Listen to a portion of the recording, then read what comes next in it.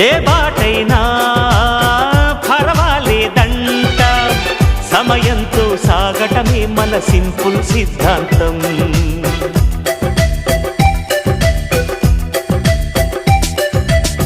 చిరుగాలికి పరిమళమిచ్చే సిరిమల్లెల వనమై ఉందాం, గగనాన్ని నేలను కలిపే హరివిల్లుల వంతెన అవుదాం.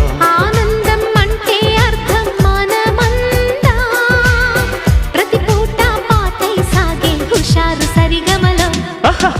ఎన్నో ఎన్నో రాగాలుండే సంగీతం కాదా, చల్లకి నవ్వుల కేరింత.